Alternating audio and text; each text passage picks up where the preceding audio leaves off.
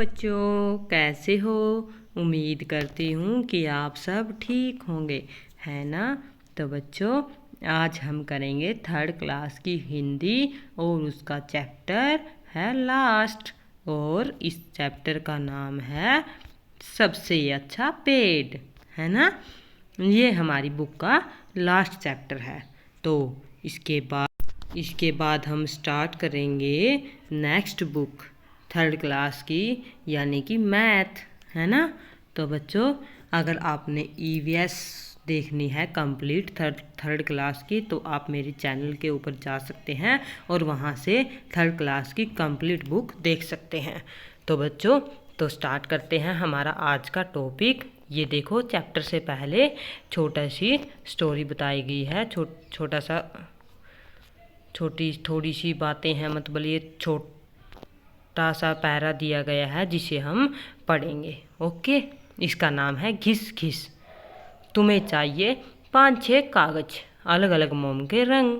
तो आपको क्या करना है, आपको 5-6 कागज लेने हैं और अलग अलग तरह के मोम के रंग कौन से होते हैं, क्रेयॉन्स लेने हैं आपको। ओके, कैसे करना है, अलग अलग पेड़ चुनो, जैसे केला, बबूल, आम, बांस, नारियल, जामुन। तो आप कोई भी पेड़ चुन सकते हैं।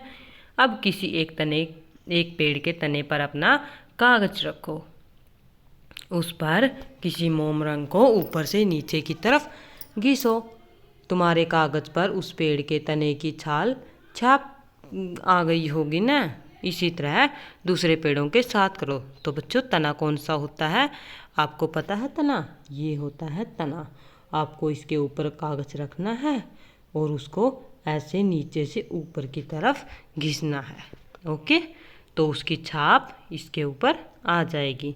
इन कागज़ों को अपनी कॉपी में चिपकाना मत भूलना। तो आपको क्या करना है, इन कागज़ों को अपनी कॉपी के अंदर चिपकाना है। बच्चों को बताएं कि यह चित्र बिहार की मधुबनी शैली में बना है। तो किस में बना है, मधुबनी शैली में। ओके, अब स्टार्ट करते हैं। सबसे अच्छा पेड़। 3 भाई थे। एक दिन सुबह के समय तीनों नए घरों की तलाश में निकल पड़े। गरम गरम धूप में वे सड़क पर चलते गए। थोड़ी देर में आम का एक बड़ा पेड़ आया। उसके नीचे ठंडी छां थी। तीनों भाई उसके नीचे आराम करने लगे। पेड़ के पके आम तोड़ तोड़ कर वे मीठा मीठा रस चूसने लगे। बड़े भाई ने कहा, भाई मुझे तो यही जगह पसंद है। आम के पेड़ से बढ़कर क्या हो सकता है। आम कच्चे होंगे तो हम अचार बनाएंगे और जब वे पक जाएंगे तो हम मीठे मीठे आम खाएंगे। कुछ आम हम बाद में खाने के लिए सुखा कर रख लेंगे। तो क्या क्या बन सकता है उससे, अचार बन सकता है, हम उसे खा सकते हैं पकने के बाद, और बाद में हम उन्हें सुखा कर भी रख सकते हैं। तो एक भाई तो कहने लगा, भाई मुझे तो यही जगह पसंद है, मैं तो यहीं पर रहूँगा, है ना। तो वो क्या करता है, वो आम के पेड़ के नीचे रहने लगता है। पहले भाई ने आम के पेड़ के नीचे एक झोपड़ी बनाई और वह वहीं ठहर गया। लेकिन उसके भाई वहाँ नहीं ठहरे, वे आगे चल पड़े। चलते चलते उन्हें केले के कुछ पेड़ मिले। तभी आसमान से एक काला बादल गुजरा। टप टप टप टप पानी बरसने लगा। दोनों भाइयों ने केले का एक एक पत्ता काट लिया। उसके साए में उन पर पानी नहीं गिरा। जरा देर में बादल चला गया, बारिश रुक गई। दूसरे भाई ने कहा, बड़ी भूख लगी है, मुझे भी। तीसरे भाई ने कहा। दोनों ने केले का पत्ता चीरा। उन्होंने एक एक टुकड़े पर खाना परोसा और दोनों ने भरपेट खाना खाया। इसके बाद एक एक केला भी खाया। तो क्या किया उन्होंने, पत्ते पर खाना परोसा और खाना खाने लगे और बाद में एक एक केला भी खाया। दूसरे भाई ने कहा, मैं तो यही घर बनाऊंगा, केले के पेड़ से अच्छा क्या होगा। बढ़िया केले खाने को मिलेंगे, उनकी सब्जी बनाएंगे, कुछ केले हम बेच देंगे, उनके पैसे से हम चावल खरीद लेंगे और केले के पत्ते भी काम आएंगे। इसलिए दूसरे भाई ने वहीं अपनी झोपड़ी बना ली। मगर तीसरा भाई आगे बढ़ता चला गया। चलते चलते उसे नारियल का एक पेड़ मिला। पेड़ बड़ा लंबा और पतला था। तीसरे भाई ने कहा, कैसी प्यास लगी है। टप टप टप एक नारियल जमीन पर टपक रहा था। तीसरे भाई ने अपना चाकू निकाला। खर खर नारियल की जटाएं साफ हो गई। फिर उसने नारियल के छिलके से छोटा सा छेद किया और उसका ठंडा और मीठा पानी पीने लगा, है ना। तो उसने क्या किया, उसका ठंडा और मीठा पानी पीने लगा, है ना। तो आगे क्या होता है, आगे होता है, देखते हैं आगे क्या होता है। नारियल के पेड़ की छोटी सी छां।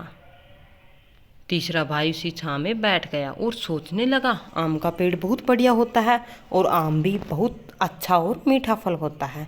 केले का पेड़ बड़े काम का होता है और केला खाने में अच्छा होता है। वह उन अपने दोनों भाइयों के बारे में सोचने लगा जिन्होंने एक एक पेड़ को चुन रखा था।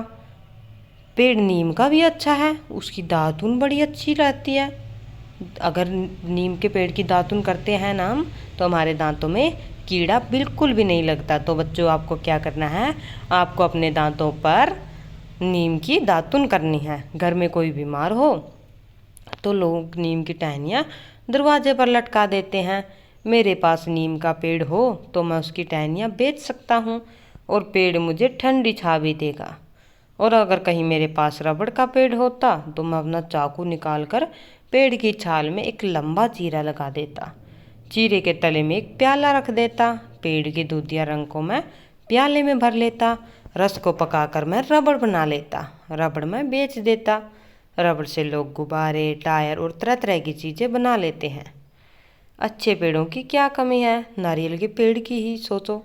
नारियल की जटाओं को काटकर मैं मोटी डोरियां बना सकता हूँ। क्या बना सकता हूँ? मोटी डोरियां। और डोरियों से मैं मजबूत चटाइयाँ भी बना सकता हूँ, है ना। रस्सियों और चटाइयों को मैं शहर के बाजार में बेच सकता हूँ। मैं नारियल का पानी पी सकता हूँ। मैं नारियल की गरी खा सकता हूँ। गरी क्या होती है? जैसे नारियल के अंदर होती है ना मलाई सी, क्रीम सी, वो उसको गरी बोलते हैं। और कुछ गरी सुखाकर मैं खोपरे में भी तैयार कर सकता हूँ। खोपरे को पेर कर मैं गोले का तेल निकाल सकता हूँ। खोपरे को क्या कर कर पेर कर मतलब पीस कर गोले का तेल साबुन और कितनी ही चीज़ें बनाने के काम आता है ना। नारियल के छिलके को साफ करके कटोरे और प्याले बना सकता हूँ। ठीक तो है, मेरे लिए तो यही सबसे अच्छा पेड़ है। मैं तो इसी के नीचे घर बनाऊंगा। इसलिए तीसरा भाई ने नारियल के तले अपनी कुटिया बनाई और मज़े से रहने लगा। तुम्हारे लिए कौन सा पेड़ सबसे अच्छा है? तो आपको क्या करना है, उस पेड़ के बारे में आपको लिखना है कि ये क्यों अच्छा है और उसकी फ़ोटो भी आपको छापनी है अपनी कॉपी के ऊपर। तो ये लिखा गया है जे भारत दास के द्वारा, है ना। तो ये था हमारा छोटा सा टॉपिक, सबसे अच्छा पेड़। तो अभी स्टोरी ख़त्म हुई है, चैप्टर ख़त्म नहीं हुआ है, क्योंकि उसकी एक्सरसाइज अब भी रहती है और एक्सरसाइज करेंगे हम कल एक नई क्लास में, है ना। तो बच्चों, आपको ये स्टोरी रीड करनी है, ओके। तो अब चलते हैं, मिलते हैं कल ढेर सारी एक्सरसाइज के साथ। ओके, बाय बच्चों।